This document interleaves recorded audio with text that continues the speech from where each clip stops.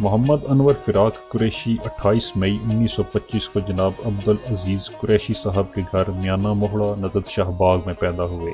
آپ ہاشمی قریشی خاندان سے تعلق رکھتے ہیں۔ آپ کے 3 بھائی اور ایک ہمشیرہ تھیں۔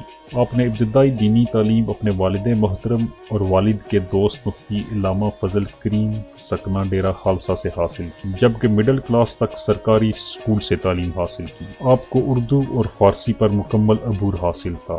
آپ کی اردو شاعری، غزل اور قطعات دہلی سے شائع ہونے والے ادبی رسالہ شمع میں بھی چھپتے رہے، جبکہ آپ نے پاکستان بننے سے پہلے جلندھر ہندوستان میں بھی کچھ عرصہ نوکری کی۔ آپ نے پاکستان کو بنتے ہوئے دیکھا، جس کے بارے میں آپ کی شاعری بھی آپ کی مطبوعہ کتاب گوہر فراق میں موجود ہے۔ آپ فرماتے ہیں، نہ او ڈیرا نہ ڈیرے نے سکھ انور، خالی بہڑ مدرسہ نشانی رہ گئی۔ شاعری کے حوالے سے آپ کا میلان مذہبی، معاشرتی اور سماجی تھا۔ استاد کے بارے میں آپ کے فرزند محمد زبیر قریشی کا کہنا ہے کہ آپ نے باقاعدہ طور پر کسی کے سامنے زانوئے تلمذ طے نہیں کیا۔ بہرحال صوبیدار اشرف مرحوم کے حوالے سے ایک روایت ملتی ہے کہ آپ نے قاضی محبوب عظمت سکنہ گاڑ سے کچھ اصلاح لی تھی۔ آپ کی شادی قریشی ہاشمی خاندان میں درکالی شیر شاہی میں ہوئی، جس سے آپ کے ہاں 4 بیٹیاں اور 2 بیٹے پیدا ہوئے، جن میں بڑے بیٹے بچپن میں ہی انتقال کر گئے، جبکہ محمد زبیر قریشی جو خود بھی اہل علم و ادب شیرخوان ہیں بقید حیات ہیں۔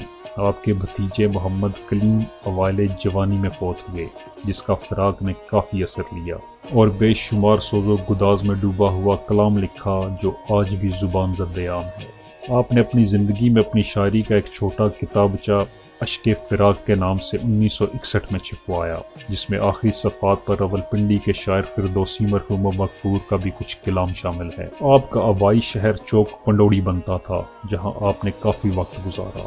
آپ کے دوستوں میں ہیڈ ماسٹر راجہ محمد اکرم مرحوم سکنہ بکھڑال، صوبیدار راجہ محمد اشرف مرحوم سکنہ جبہ داخلی گنگوٹی، ماسٹر اصغر مرحوم سکنہ چھپر، ظہیر عالم سکنہ مہیرہ سنگال شامل تھے، جن کا بھی تعلق چوک پنڈوڑی شہری سے بنتا تھا۔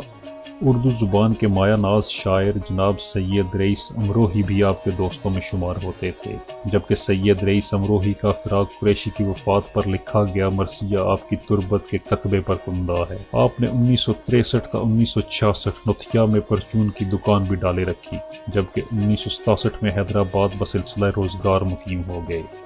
آپ سگنل میں وائرلیس آپریٹر بھرتی ہوئے اور 1966 سے 1970 تک کوئٹہ نوکری کی، جہاں اس وقت کے سکہ راویوں کے مطابق وہاں پٹھوار کی ادبی اشرافیہ قیام پذیر تھی۔